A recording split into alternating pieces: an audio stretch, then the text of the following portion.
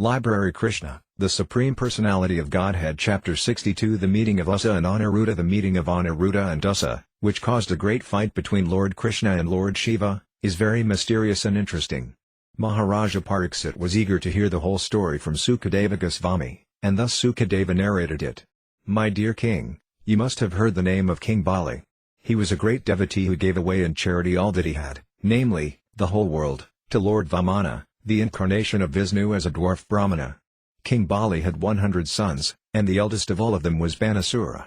This great hero Banasura, born of Maharaja Bali, was a great devotee of Lord Shiva and was always ready to render service unto him.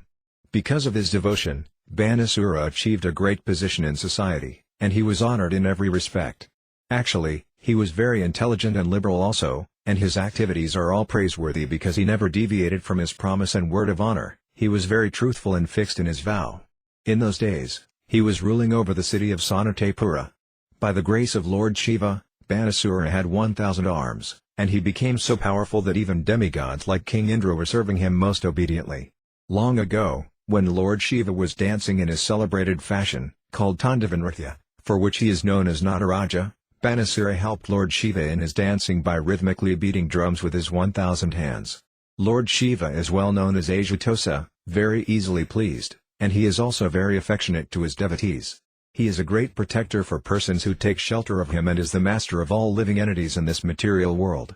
Being pleased with Banasura, he said, "Whatever you desire you can have from me, for I am very much pleased with you."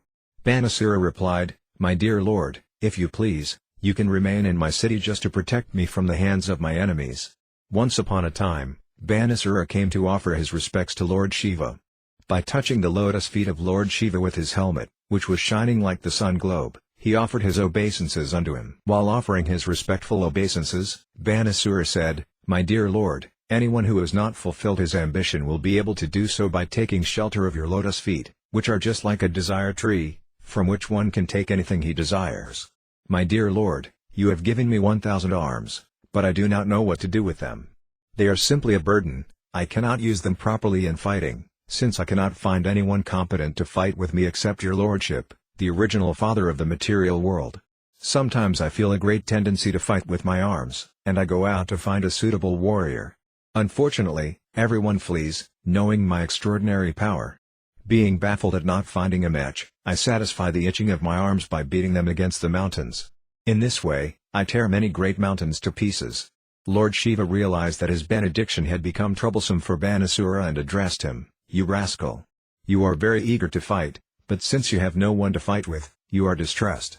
Although you think that there is no one in the world to oppose you except me, I say that you will eventually find such a competent person.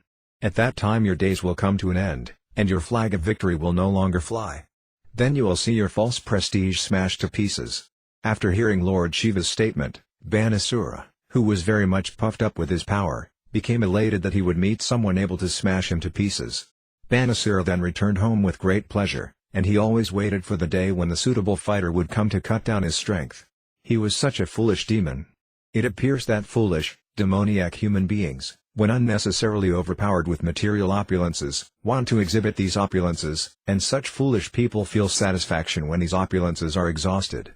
The idea is that they do not know how to expend their energy for right causes, being unaware of the benefit of Krishna consciousness.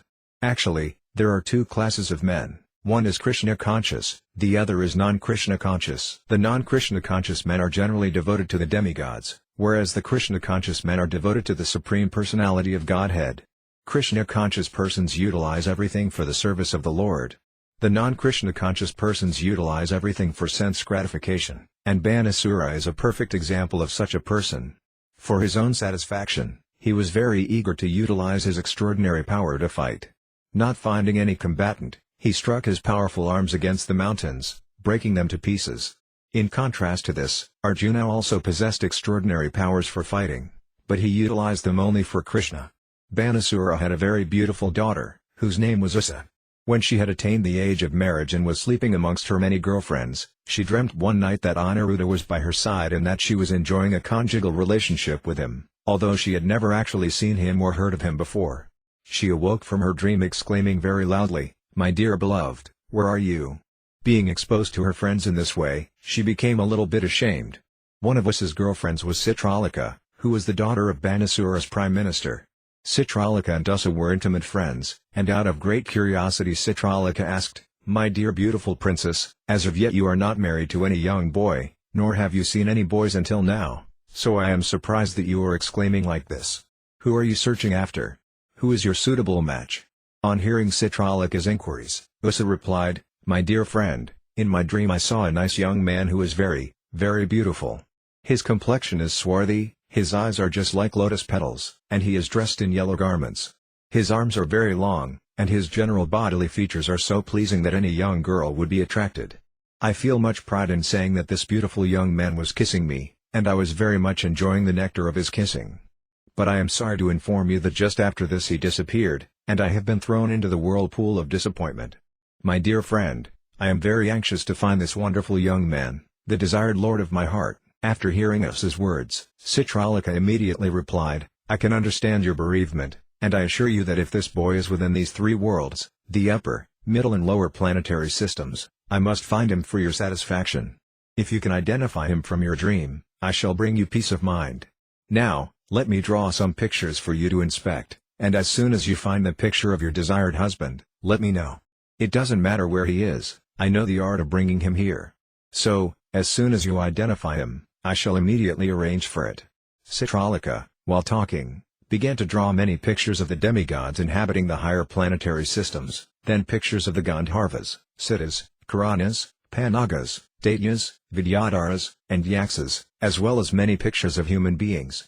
The statements of Śrīmad-Bhāgavatam and other Vedic literatures prove definitely that on each and every planet there are living entities of different varieties. Therefore, it is foolish to assert that there are no living entities but those on this earth. Citralika drew many pictures. Among the human beings she drew were the members of the Vrisni dynasty, including Vyāsadeva, the father of Krishna, Shirasanya, the grandfather of Krishna, Sri Balaramaji, Lord Krishna, and many others. When Usa saw the picture of Pradyumna, she became a little bashful, but when she saw the picture of Aniruddha, she became so bashful that she immediately lowered her head and smiled, having found the man she was seeking. She identified the picture to Citralika as that of the man who had stolen her heart. Citralika was a great mystic yogini, and as soon as Usa identified the picture, Citralika could immediately understand that it was of Aniruddha, a grandson of Krishna's, although neither she nor Usa had previously known his name or ever seen him. That very night, she traveled in outer space and within a very short time reached the city of Dvaraka, which was well protected by Lord Krishna. She entered the palace and found Aniruddha sleeping in his bedroom on a very opulent bed. Citralika, by her mystic power, immediately brought Aniruddha, in that sleeping condition, to the city of Sanatapura so that Usa might see her desired husband. Usa immediately bloomed in happiness and began to enjoy the company of Aniruddha with great satisfaction. The palace in which Usa and Citralika lived was so well fortified that it was impossible for any male to either enter or see inside. Usa and Aniruddha lived together in the palace, and day after day Usa's love for Aniruddha grew 4 times upon 4. Usa pleased Aniruddha with valuable garments, flowers, garlands, scents and incense. By his bedside sitting place were other paraphernalia for residential purposes, nice drinks such as milk and sherbet and nice eatables which could be chewed or swallowed. Above all, she pleased him with sweet words and very obliging service. Usa worshipped Aniruddha as if he were the Supreme Personality of Godhead. By her excellent service, Usa made Aniruddha forget all other things and was able to draw his attention and love to her without deviation. In such an atmosphere of love and service, Aniruddha practically forgot himself and could not recall how many days he had been away from his real home. In due course of time, Usa exhibited some bodily symptoms by which it could be understood that she was having intercourse with a male friend. The symptoms were so prominent that her actions could no longer be concealed from anyone. Usa was always cheerful in the association of Aniruddha, and she did not know the bounds of her satisfaction. The housekeeper and the guards of the palace could guess very easily that she was having relations with a male friend, and without waiting for further developments, all of them informed their master, Banasura. In the Vedic culture, an unmarried girl having association with a male is the greatest disgrace to the family, and so the caretakers cautiously informed their master that Usa was showing symptoms indicating a disgraceful association. The servants informed their master that they were not at all neglectful in guarding the house, being alert day and night against any young man who might enter. They were so careful that a male could not even see what was going on there, and so they were surprised that she had become contaminated.